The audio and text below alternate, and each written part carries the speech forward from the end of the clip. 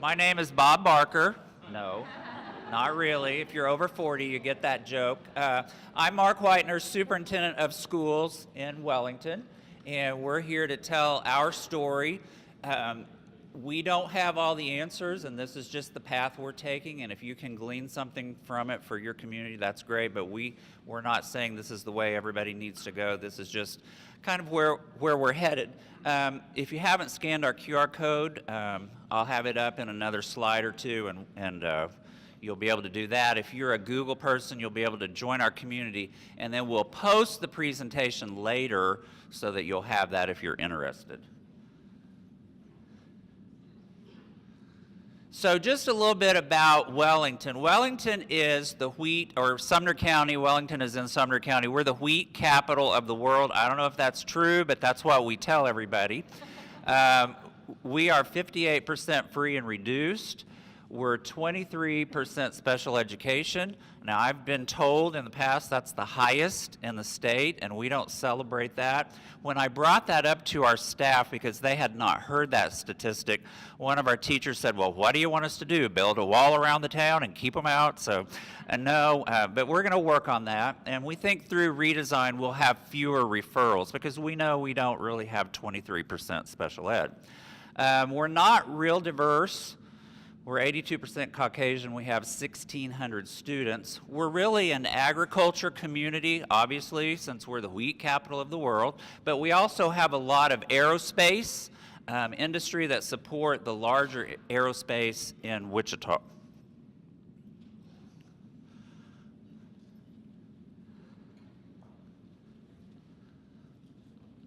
There we go. So I just want to introduce our principals today. This is Stephanie Smith. She is principal of Kennedy Elementary, one of our redesigns. Dr. Dowd is assistant principal at Wellington High School, and Mr. John Buckendorf is principal of the high school. So we were collaborating digitally on this piece because, you know, it takes 3 minutes to drive across town in Wellington, so we had to do this digitally. Actually, we were just really busy, and so I had posted this in the slide, and when I finally got together with these three people, they're like, what the heck? Why are you putting a train? So I've been told that the feeble jump out in front of the train first, the feeble-minded, so we've kind of jumped out in front of the train first in Wellington, but we kind of see ourselves not as feeble-minded, but as explorers or pioneers, and we're excited to kind of blaze the trail. So I've had people ask me, why are you doing redesign? We even had a teacher a couple of months ago at our high school say, why are you doing this? What we're doing is working so well. Why would you change what we're doing? Well, what we know for our kids is the majority of our students 2 years post-high school are not enrolled in a secondary program or have not completed any kind of program. Actually, it's about 6 out of 10 of our kids that are not enrolled or have not completed some kind of program post-high school. So we know what we're doing is not working. I'm going to have to stand over here. So just a little bit about the process. In 2016, our vision entered into a visioning process. We did a shared process where we worked with our community members, we worked with our teachers, our staff, our students, our parents, anybody that would collaborate with us. We did focus groups. We did, Dr. Watson, we stole all your ideas. Everything you did, we stole your slides. We quoted you. Sometimes we misquoted you, but it's for the kids, right? So we really followed what Dr. Watson did with the state and did that whole visioning process, and our communities responded to it really well. And we ended up with our vision as we're going to be leaders of innovative, future-focused, real-world learning. So we had this in place in the fall of 2016 before redesign. So we felt like we were kind of on the way. And so as part of that process, we asked some questions. we wanted our folks to be reflective, and so we wanted them to think about how much the world is changing. So let me ask you something. How many of you have bought something on Amazon? Hold your hand up. How many of you bought something on Amazon yesterday, this week, last month? Okay, it's changing our world. So our world is rapidly changing. So we began asking our community some of those questions about how the world is changing. And then ultimately, is this system that we're in right now going to prepare our kids for the world that's coming? And you know, our parents said, no, it's not. So I was really pleased with that they saw a need for some change. And of course, we know automation is changing the way our world works. We know that those low-skilled jobs are going away. Our students in Wellington, they were, you know, a lot of them graduate high school, they go on to manufacturing, a lot of them go into fast food, Walmart, those kinds of things. But those jobs are going away, and we know they are, and I think our parents really understand that as well. So, you know, when you're going through a big change, you've got to manage that change. And we've mentioned some of this previously, but just how we kind of planned for the change ahead of time. We did that shared visioning process that I mentioned earlier. We did focus groups, and we had, you know, Wellington's not very big, but we had 600 respondents to our survey, which I thought was a great response. And we really asked people, where should we be heading? And 85%, it didn't matter what group, whether it was business and industry, parents, teachers, students, it didn't matter who we surveyed, said, we've got to be future focused. We have got to change the system. So we really gave them a choice. Should we continue with the traditional system down the path we're going, or should we look towards the future? And it was overwhelming that we needed to make that change. We felt like it was really important to share the why of what we're doing. A lot of people have got to understand that why. The messaging, this has been critical for us. So you see the words vocational education. We use those words because we have this huge retirement population. And they remember voc ed very fondly because they remember when they made that cutting board in high school. That's a great skill to have. But they remember that fondly. And then we said, you know, we're going to focus on vocational education, but we call it technical education today. And our retirement population is, yeah, that's what we need to be doing. And so they liked that. And then the other message we focused on was acceleration, because those upwardly mobile parents like to hear that their kids can be accelerated because they're all gifted, right? So those were really the two key things that helped with our specific population. Your population is different than ours, so just figuring out what will resonate. And you know, we talk about background knowledge when we're teaching. Those were some background knowledge pieces that our community really connected to. Then we had a ton of support from our business and industry. On one of our PD days, we brought our staff into our high school auditorium, and we had area and local business and industry leaders come in and do a panel discussion. We had breakfast with them first and kind of prepped them for the conversation. And then when we met with the entire staff and they were on the stage, we said, tell us what we need to be doing to get kids ready for your business and industry. And overwhelmingly, they said, you've got to teach kids to think. You've got to teach kids to problem solve. You've got to teach kids to collaborate. And so our staff heard that message from business and industry. We say it all the time, but when the real people say it, they listen up to that. And then I just can't stress enough the importance of communication. We have met with anybody that will let us come in and do a presentation. We did a town hall in January, invited our whole community to come in. We did a presentation, and then we allowed them to ask questions. We had them text the questions in. We put it up on a Google form, and they were able to see the questions, and we answered them pretty much in real time. That went really well. We've met with our site councils, our Chamber of Commerce. All of our service clubs have let us come in and present. We've also done a multimedia blitz, and then our economic development people, they've partnered with us. So just that communication, the messaging and the communication and the why, I think has really been important for us. So now we're going to let Mrs. Smith present Kennedy. I'm going to stand over there. That way I don't have to. I'm going to stand over here. That way I can easily do that. Let me preface by setting the stage for Kennedy. We are 82% free and reduced. So we have a lot of high poverty, emotionally disturbed children, very high needs, and we were very traditional. I mean, kids sit in single file rows, worksheets. It was not very diverse as far as what they were getting, and we had a lot of behavior concerns.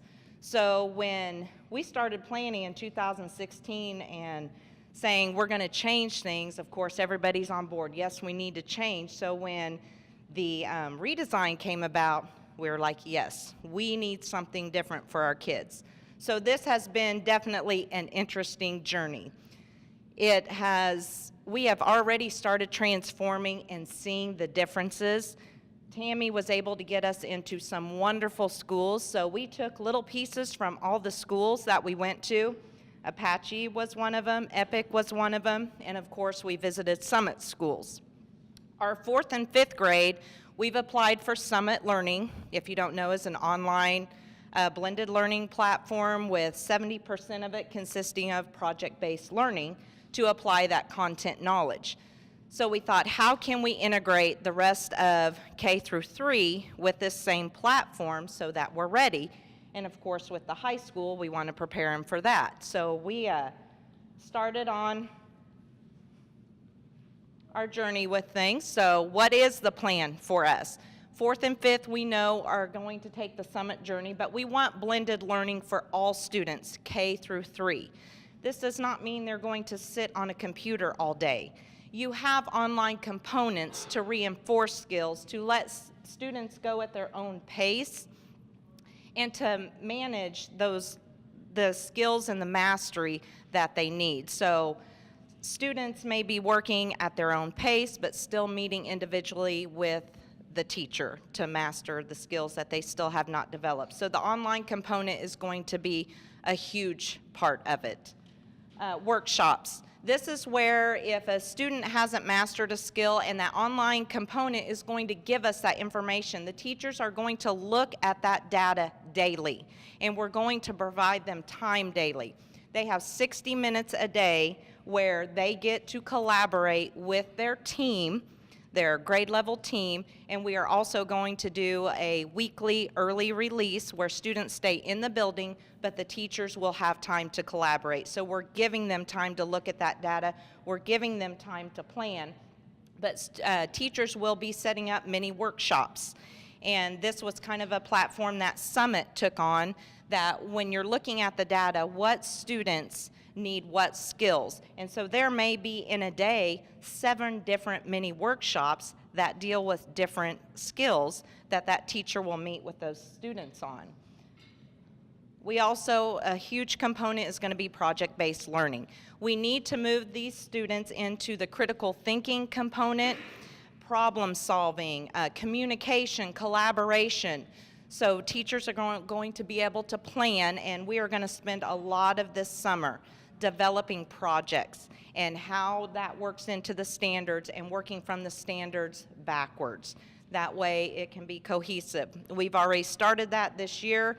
We did a huge Olympics project, and it was school-wide, and then we had the culmination at the end, and it was wonderful. Students were engaged, they were talking about it, they went home and spoke about it, so you know it's what students need. It was a great experience for them. We also have integrated and almost have it completely set up. We're going to have a STEAM lab, and students are going to be able to participate in this daily. It's also going to be part of our specials. So students are going to get, right now we don't have art. We don't have an art teacher. We don't have a specific time for art in our schedule. So this allows for that exploration, the creativity, and the things that they haven't been able to do, because we want to give them a broad range of things to do. and be able to explore their creative side. On the project-based learning component of it, one thing I wanted to say is we are really trying to partner with communities, businesses, the high school, because we feel we set the foundation and we are the ones that are supposed to expose them to every career and every avenue possible. We want them to experience everything that there is out there so that when they get into middle school, they've maybe narrowed it down. I remember when I was in elementary school and I went and the dentist came in and we were able to explore around with that, and I really loved that. So they're able, this is an exploration stage. They're exploring everything. So our projects are going to be based on that, and we've partnered a lot with the high school with coding. Our kids love to go over there and do coding. We've had students come over to our school and partner with reading. So we're really trying to use this as a kind of a mentoring program with them. We're also going to have ambassadors. We picked this up from several schools that we visited. They are going to have to apply for a position. At this point, we're going to have only 4th and 5th grade do this for next year, but we really want to do it K through 5 once this gets going and once we perfect this. But our 4th and 5th grade will apply for various jobs. We'll have 32 different positions that need to be filled. They will conduct interviews, and they will also have to go through evaluations. So if they're not doing their job, we'll sit down with them, try just like an employee that's put on a plan. Here's some ways that we can help you out, and if not, then they could be terminated from their position. But that's real world situations that they're going to have to discover. We are next year going to a standards-based grading card, and that is for all subject areas: music, PE, math, language arts. We tested it this year, and we have done math standards-based grading, and it has been wonderful. It gives those parents so much more information than just a grade. Here's your A, here's your B. What does that mean? They don't know what that means. Parents are going to be more involved in the process. We're going to send home progress reports weekly so they know what skills they're working on, what skills they still need to work on, and what things they can do. So the parental involvement is something that we really need to work on, and we're trying to work on as a school to form that partnership. Social emotional, of course, is a huge component for us in our school, and we really wanted to focus on that. We did get a therapy dog recently, so that has been such a game changer for some of our students. I mean, if they're having a bad day and they can come pet the dog, just to put a smile on their face and take them and de-escalate them, even if it's for 5 minutes, has been a huge thing. We do have a therapist on site. Only once a week at this point. We're hoping to integrate it more because their schedule is already full. It's from our local Sumner Mental Health location, and they meet with students because students were not able to get to their appointments. Parents wouldn't come pick them up, so they'd miss their appointments. So this allowed for them to get services inside of our school. We also have a counselor that comes in our building twice a week. She does guidance time, and we're going to fit that in as one of our specials. But this extends our character education. We have a second step is our social emotional character education component that we work with students on in the classroom, and she does an extension of this. So we're really trying to work on that social emotional piece. One day I'm hoping we'll get a full-time counselor because we do have a lot of emotional needs for our students.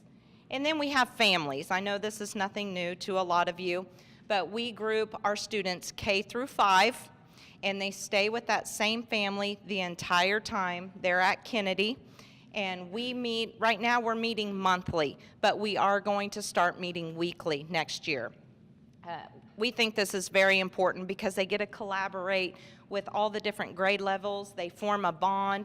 They have a teacher that they know they can go to if they're having problems, or they have a familiar face with an older student that they can connect with, and it's been very valuable to them. So that's been a great addition this year to our school.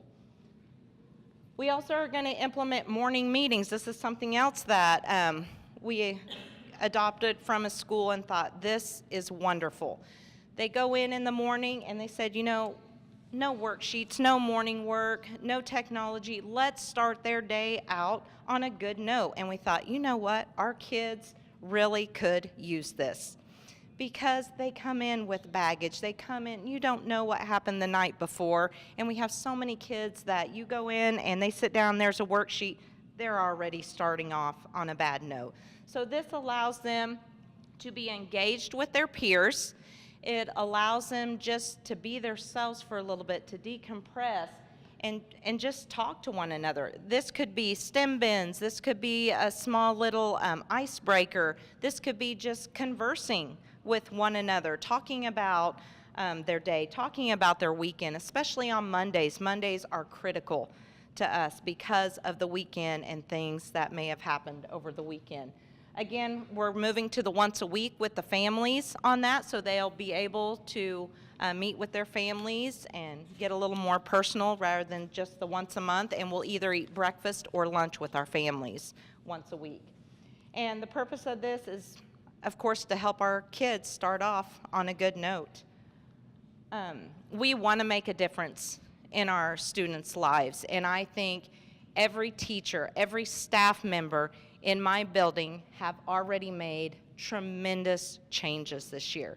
It has been remarkable to see the transformation that has been made by piloting certain things, not just the social emotional, but the different online components, and just seeing the traditional setting evolve into students being engaged, teachers kind of renewing their passion for things.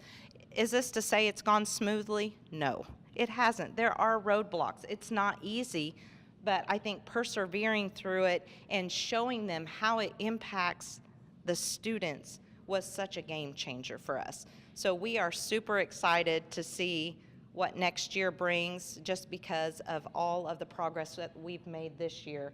And we've been very excited, the help that we've received from KSDE, the guidance, and just being able to collaborate with our team as a whole. I think that we've really unified and done a good job of seeing, okay, we'll set the foundation and then they're going to run with it.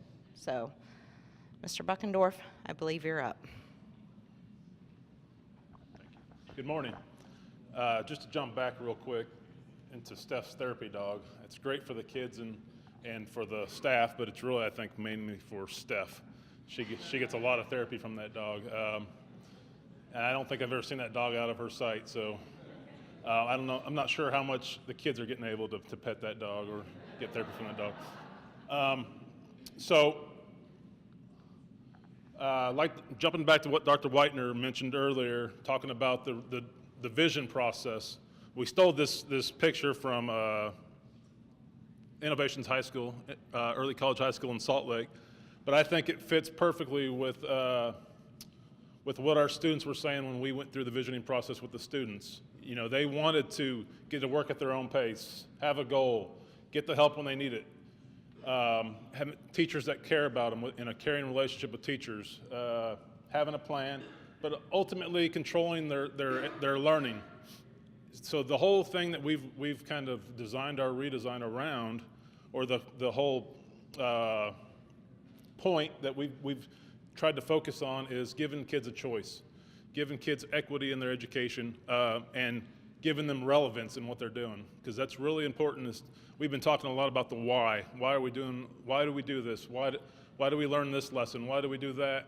And it's real important that kids understand that why. So we've kind of designed our whole philosophy around that, the relevance piece, and giving kids an understanding of why they're doing what they're doing, and giving them a choice in their future. So I won't go through the whole visioning process that we went through, but initially, when we first got announced as a redesign team, or a redesign school district, we created a redesign team.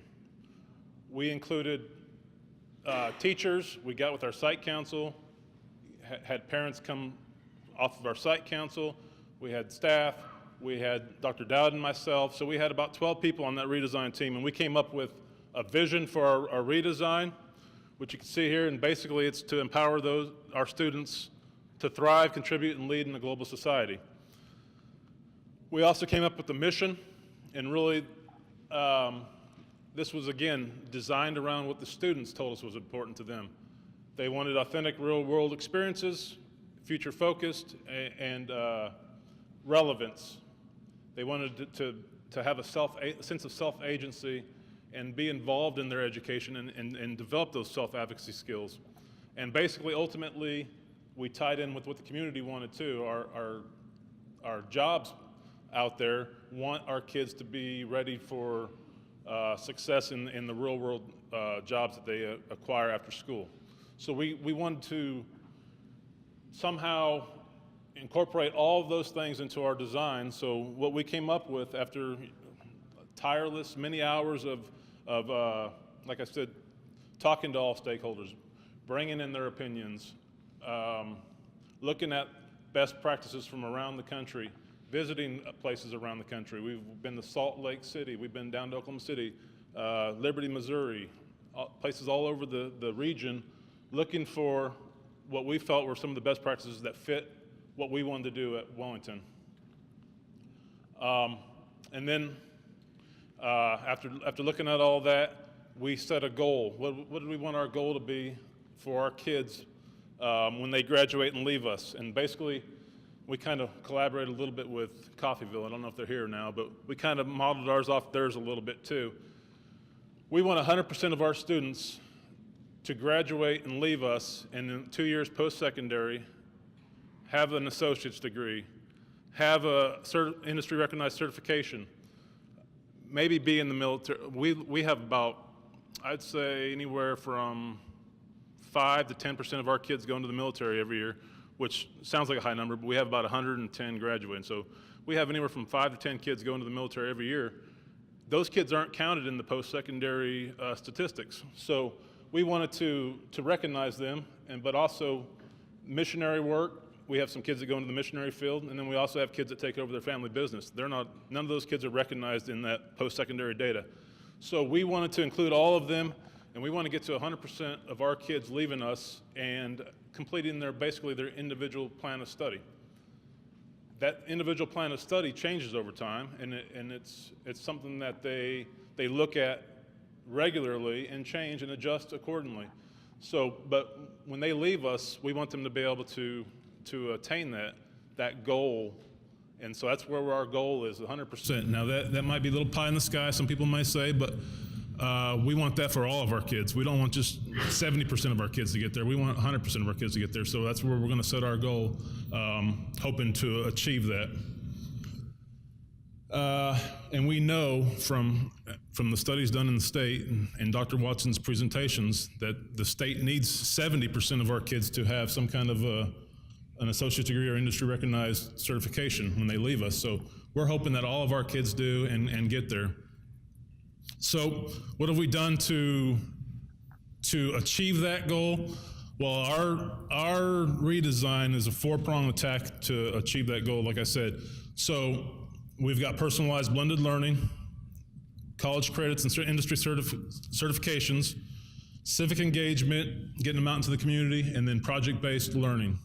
Those are our 4 components, and I'll go ahead and explain each one a little bit more in depth of how we're going to approach that. If it'll click.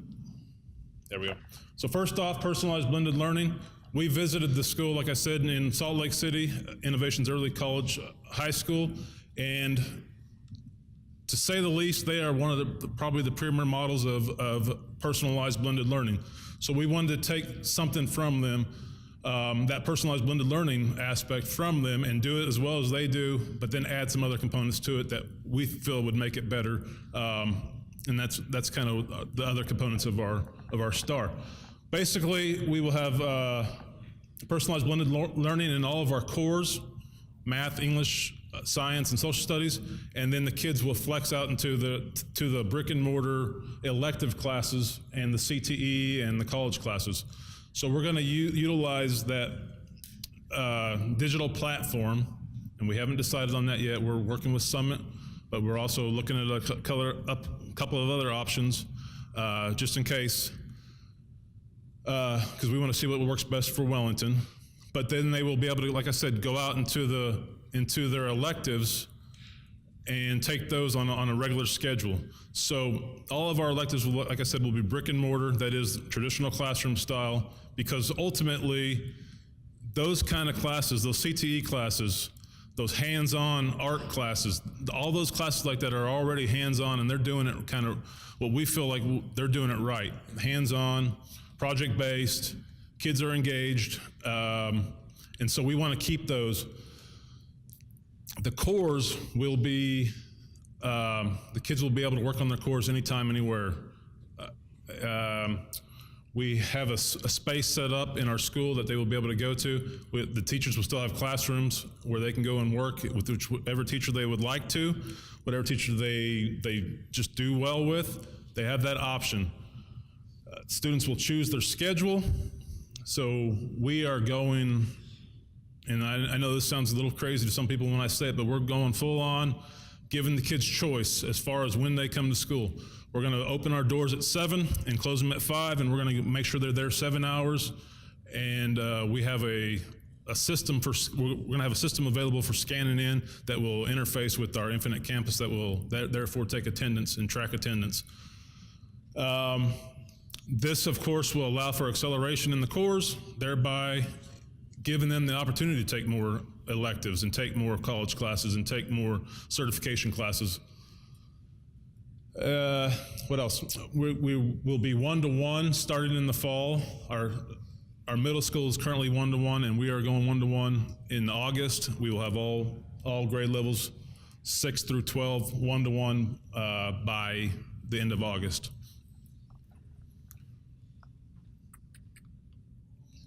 So some of those key elements of that personalized blended learning that I really want to focus on, the time, pace, path, and place, again, taken from the Spark, the platform that Salt Lake City uses. But we want our kids actively engaged. Like we said, they're not going to be sitting on a computer for 8 hours a day, 7, 8 hours a day. They will be actively engaged with their teachers. Their teachers will still teach mini lessons every day. They will be given short breaks as needed. Basically just the freedom. We take away a lot of those issues that cause conflict between teachers and staff. Now we've given them that freedom to come and go as they please, go to the restroom if they have to, and we don't have that conflict between teachers and students, asking to go here and there. The one thing that we really feel drives this whole personalized blended learning component is the mentor teacher. You have to have a good, strong mentoring program, and I'll talk more about that in the next slide, but really it's that caring adult relationship formed with those students that really drives this whole personalized learning. You have to have someone that checks in on them and keeps them on task and makes sure they're using their time wisely. Even though we've turned them loose to an extent, but we still want to have a soft skid or a soft structure in place that prevents kids from falling through the cracks. The path, their path will be determined by their individual plan of study that we now use career cruising, so they already work on their individual plans of study. We will align the classes that they're taking based on those goals set forth in their IPSs. And then the place, like I said, will be, we want our kids present every day in school. And they should attend their scheduled classes, but they can work anytime, anywhere. If after school they feel like they haven't got enough time in that day on their computer classes, they can go ahead and go home and log in at home and work some more. I don't know what else I was. I don't know what you're saying, but I have 7 minutes left. Whatever. So, moving on to the next slide. Mentoring drives it all, really. Like I said, we have a Crusaders Connections class right now that's 45 minutes daily for all students. Within that class, we do quite a bit of different things. It's not just a study hall. It's not just a seminar period. It's a period that we take pretty seriously. We do our mentoring where we check grades. We have the social emotional and the attendance checks. We do character ed lessons. This year we're using we're doing a book study of 7 Habits of Highly Effective Teens, but next year we're going back to the Lions Quest, who has a new curriculum coming out.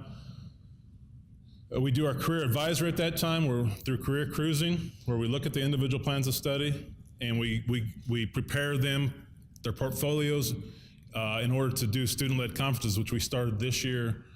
And we went from about 25% attendance of parents in our traditional parent-teacher conference model to a little over 90% of our parents showed up this year for student-led conferences, which I think was a huge, tremendous success. We felt that was awesome, getting the parents into the school, but not only that, the kids having a sense of self-agency in their education and being able to describe the relevance and being able to describe why we did this assignment, and just taking that ownership of their learning. We made sure that every 100% of our kids presented to a caring adult. So the kids, that 10% of kids that couldn't get their parents into the building, Dr. Dowd, our 2 counselors, and myself all took a handful of kids and sat down and listened to their presentation of their student-led conference.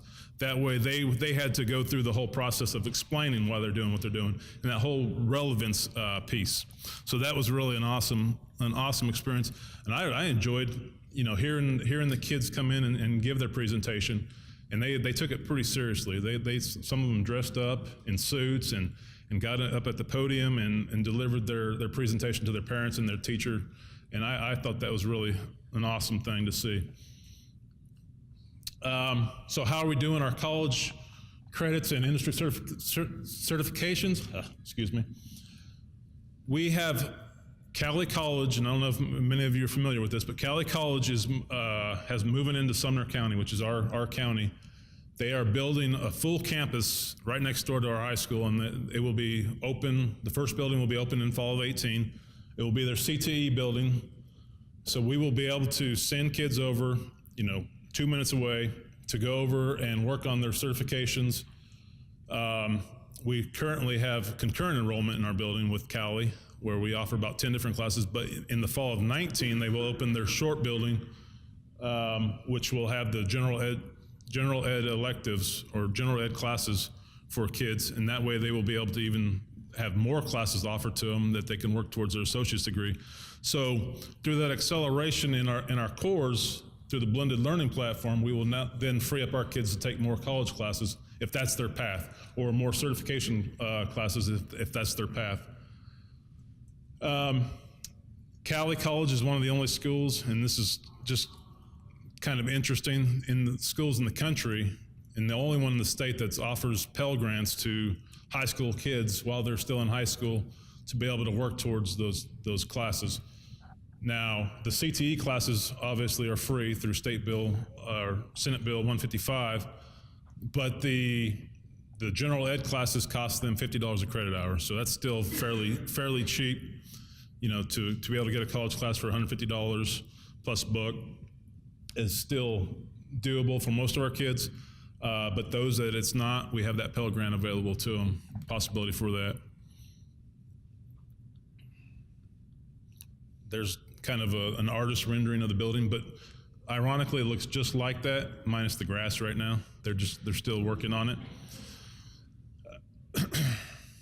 These are all the programs that will be offered through Cali starting in the fall. And again, it's quite numerous, but it's only going to continue to grow over the next couple of years. They are doing kind of the focused research on our community, but also the Sumner County and the surrounding area, because they want to know where the interest lies. So for instance, that software security and development and the app coding and design are new classes, are new pathways that they're adding this year to their CTE program due to the numbers saying that that's something that our kids are interested in. So they added that recently. But all these other things will be available too. And really in a community like ours where there's a lot of manufacturing for the aircraft parts, the machining and the mechatronics are real important, the non-destructive testing. all those things are areas that our community needs for sure to maintain our workforce. So looking at this chart, these are the competencies we want our kids to be able to focus on. The first 2 points of the star, the personalized blended learning and the college credits and certifications kind of take care of the content knowledge and the habits of success. The next 2 parts of our star, which Dr. Dowd is going to present for you guys, kind of take care of the other things, those 21st century skills of the 4 C's, the collaboration, the communication, the creativity, the critical thinking. And I'll let her, I know I want to steal her thunder, so I'll let her. You got to give it up. Give it up. All right. So he does this. He likes to see what skills I have and keep things going quick. So to keep things moving on, here's the deal. Really, when we're talking about those first 2, we're talking about content and students having those skills and that knowledge piece. But as I heard in another presentation, that the curse of knowledge is if you just have that knowledge, if you don't remember the why, then you're missing out. If you don't remember the journey, going through that learning pit to gain those knowledge and the skills, and how am I gonna apply that later, then you really have only got half of it and you're missing it. And are you gonna retain those skills and knowledge? You're gonna miss some of that. So the important piece is tying it all together. And so that's the key part here is with our civic engagement, is that not only are they going to have the learn at their own pace and where they want to and go attend all those CET and elective classes, but they're also going to have opportunities to do job shadowing. They're going to be doing internships. For example, when the elementary talked about needing an art program, we're going to have some of our art students go there, maybe as an internship or some other type of project where they can go down there and provide that for them, okay? Again, we're going to tie in with career cruising and their individual plan of study, but we have a teacher that now is going to be moving into being our facilitator. She's head of our CET already, and now we're going to be coordinating with her and the counselors to provide one of the elective hours for students can be internships. Again, this isn't new. I know a lot of schools do that, but the big thing is that's going to tie in not just an internship individually, but it's going to tie into maybe some of the project-based learning that they're already doing. I think the other piece we're already doing, where one day out of the year we do a service project, the entire school goes out into the community and provides service. We want to have more of that, but in more small group settings throughout the year. And again, if students are working at different paces, that allows that open time to be able to do some of that. Government teachers are already talking about doing some advancing where they get online, they work, some of the students could work ahead, and they get to a place where we've got an open day or two, they can go to the courthouse there in town and listen to some hearings and experience some of those things. The other piece is local businesses. We have extra classrooms. We would love to encourage the floral shop or the store maybe that is doing some type of artwork, or maybe the dog groomer to come in for a week or two and actually set up shop in our school. Kids get to go in, see what that's like, learn about the process, and having that connection with them, then down the road, those students may go do an intern with them. So there's gonna be that back and forth support and connection. So we're really excited about partnering more with our communities and finding out how they can come into our school, see what we're doing, not just with our little mini projects, but then also with those job shadowings and internships. So we're excited about moving forward with that. Again, I kind of spoke to this, but the project-based learning, we're sending several teachers to the Buck Institute training, which will be here in the state in May. So thank you very much to set that up so we can do that. And again, those skills. So we're going, again, not just the knowledge and the skills, but how are they going to apply that in real world? That grit. They need that grit. They need to go into that learning dip, that pit, and figure out how to get out of it, because that's what's going to make you successful in life and really retain those skills. Those 4 C's, okay, what the community and the businesses are looking for. So just to take a look at this, what would this look like together? So let's say a day in the life at Wellington High School. We could have, to start out the morning, there could be morning announcements through a little television or over the intercom announcements. That could be a student project where students are part of our broadcasting group. And so not only are they one of their little project-based learning could be working together and doing that. They're going to learn some of those skills. We may have the local newscast come in and help prepare the students for that. So maybe for 1 month, they're doing some of their newscasting from one of our extra classrooms. The kids are getting in, seeing how that works, collaborating with them. Then we're going to create our own thing there where we produce that every day at our school. Students are not only going to get to do that, but we're going to work with graphic design. We're going to work with photo editing. We'll also be working with business finance. So they could be getting credit for maybe their business finance class by hitting those different standards through this group project that they're doing. They could be getting their communication credit as they hit those standards as they're working together. And how many of these students from experiencing this and being part of this may then internship back at one of those local businesses their junior and senior year? So it's just this awesome storm of coming together and providing meaning and purpose for learning, and that's what it's really about for students. They're going to be passionate, they're going to be excited about coming to school because they see the relevance. They see how it has something for them in the future, not just every day. This again just kind of supports that more, that the important piece, and our teachers are talking about this now, to help students understand there's going to be rigor to this, and it isn't going to be sit and get, and it is going to be a little more challenging. You know, even some of our high-end students, oh, just feed me the information, let me regurgitate it back. We're going to make you step it up. You're going to have to problem solve. You're going to have to get in that learning pit and work your way out because you're going to be a better person for it, and you're going to be ready for whatever the world has for you. Okay, again, here's our 2 therapy dogs. And Jay, if you're back there, I know you're missing Charlie. He comes when he meets with us, which he's been great support as he meets with us. And of course, he gets to see Charlie every time. And Charlie helps with our planning. And then there's Kennedy for the elementary school. But again, our whole focus is that we're bringing up leaders of innovative, future-focused, real-world learning. And we are so excited about the difference we're making for each one of our students, because there's a special place for each one of them and what their pathway is and what they're interested in doing. And I can't wait to see what it's going to do for our community. I mean, it's not just going to be our school, but our whole community is going to just blossom. It's going to be amazing. So, go ahead. Well, I was just going to say, we kind of went over, but if you have questions, real quick, we're happy to do questions. If you want to post them on our Google community, we'll go back later. We're also going to put our presentation, but does anybody have any specific questions? Yes, ma'am. For elementary, what are you using for your mini lessons to look at what I'm starting to put something online and how you can Yes. Yes. what program? Right now, we're piloting Galaxy Education, which has the reading and math component. We also have iStations, so we have several different data points that we can pull from. We are using Engage New York or Eureka Math for our stuff, so we can pull from that to do our mini lessons.